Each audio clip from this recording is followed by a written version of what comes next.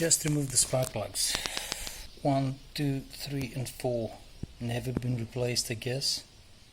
CR9E, CR9E, CR9E, CR8E. CR9E, I think it's the correct one. You can go to CR8E, but you can't go a blend between cylinders. You have to follow all the same. And I'm gonna do a compression check to see how bad the engine is. I borrowed this compression gauge from my friend George next door. He told me just because it shows a bit higher, you'll have to remove that a bit higher.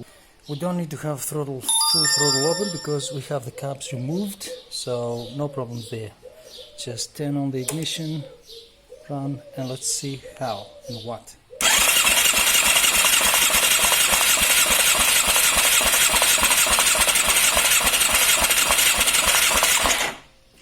That's 180, 160. Alright, I'll live with that. Cylinder number 2, let's see.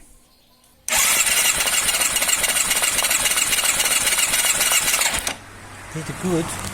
210 minus 20, 190. Pretty good, cylinder number 2. Perfect. And let's see cylinder number 1.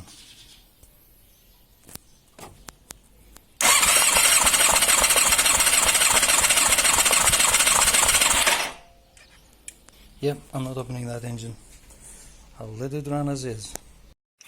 Alright, I replaced these, all three. I'll show just this one. Let's see which way. Now we have R here for right, and there's an L for the left ones. In the kit should be 2R and 2 left, 2L. Now, before you put that in, make sure which way you want to turn the Allen bolt. I believe in that case my better choice is that way, so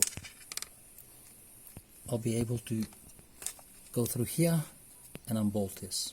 Now these two have to go in that right there, and then we push all the way in. Now I'm gonna tighten these.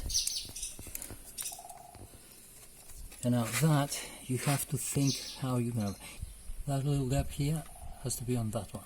So if you have it that way, I can probably, but I think the best way for me is to have it that way. Either way, just make sure how can you unscrew this if the carburetors are on the bike. And that's what I've done with my FZR1000. All three looking that way, and that last one looks that way.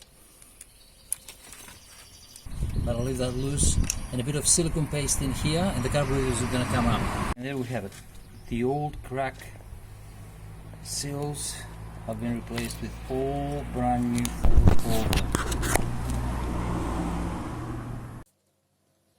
Gasket brand new in between these grooves.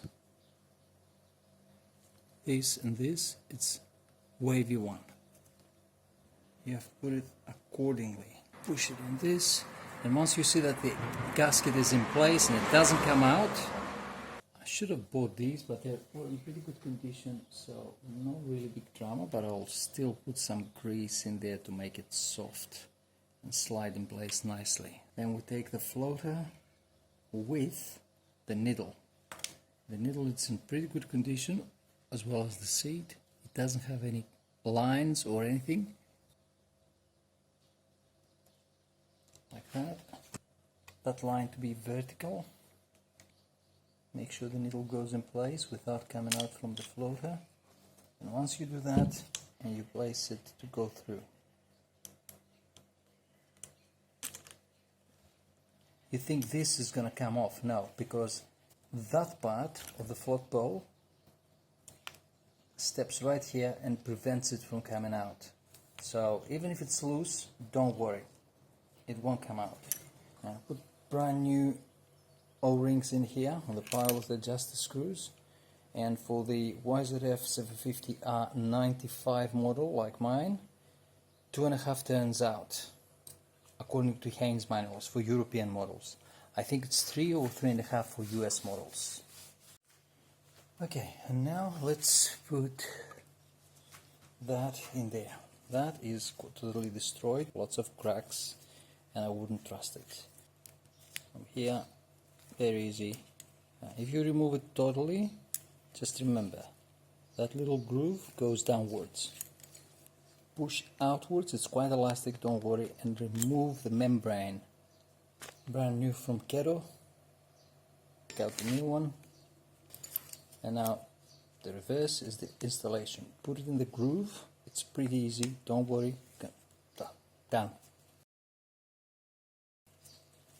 Go around with your finger. Once it snaps in there, that's fine. Then you take the needle with the spring and you try to put it on the center hole. You'll see 3. Put it on the center one. Just like that. Put the slide in place. As you put it, make sure the needle goes into its place. So just like that. Last but not least, the cover. 2 screws, 1 O-ring. O-ring here. Very important, that's what causes the vacuum and causes this membrane to lift the slide with the needle. Here, some oil or grease. Now, this pin goes onto the spring and make sure this hole here goes on top of the O-ring. Screw with your fingers. Carburetors are ready to go on the bike.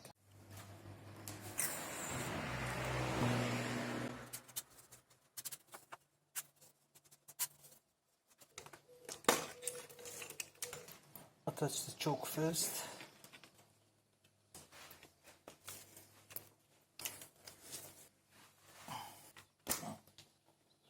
Yep, they're all gone in. That's the code of K&N for the YZF750R air filter.